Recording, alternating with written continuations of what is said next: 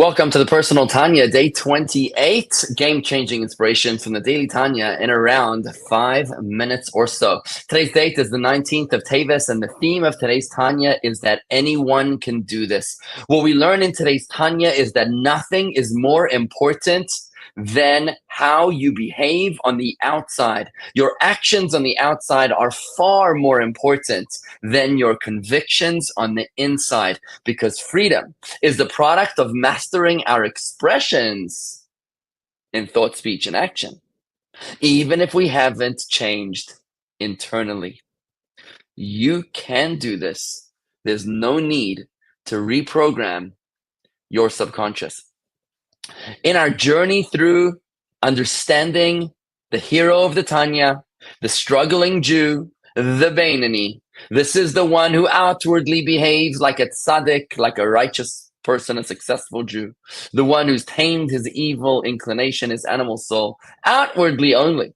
But on the inside, there's a battle raging within. He's like a Rasha, like a sinner, like a failing Jew, because on the inside, his animal soul is waging war within him. It's only when it comes to the actual expression of thought, speech, and action that he never allows his animal soul to gain the upper hand and the ability to express itself. So what we learned yesterday in the Tanya is that not only the regular person needs to be sure never to let his guards down, because he always has to remember that in any moment the animal soul can flare up again and try to gain access to the coveted keys to the kingdom, to thought, speech, and action. But even the scholar in today's Tanya, even the scholar, the Torah sage, needs to consider himself a Beinoni, like a Rasha. He needs to consider himself the struggling Jew and never to let his guards down, because it could very well be that the only reason why he behaves in a righteous manner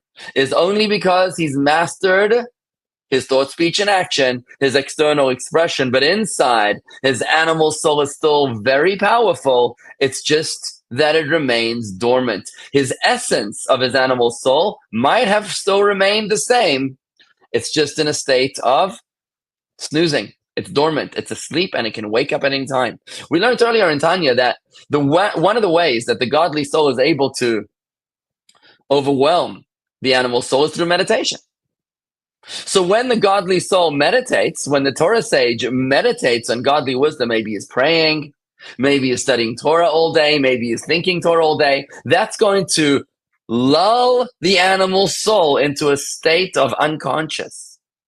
But that doesn't mean that he's tamed the animal soul. It just means that it's dormant and asleep, and it can wake up at any time. And this is then the reason why at the very beginning of Tanya, the very second question that we asked at the opening of this book, was why would Rabbah, the great Rabbah, the sage, the Talmudic sage, consider himself a Beinoni? Why did he use himself as an example when he needed to describe the in-betweener, the struggling Jew? Because Rabbah was honest with himself, and he says, look, I know that I behave in thought, speech, and action as appropriate, but that's entirely because it's entirely possible that that's only because my animal soul is asleep, not because it's being tamed. Not that I've changed internally, but only that I'm managing my external expressions of thought, speech, and action. And thus we've managed to answer the second question at the beginning of the Tanya of who is a Beinoni. The next part of Tanya, tomorrow's lesson, is going to ask a very interesting question.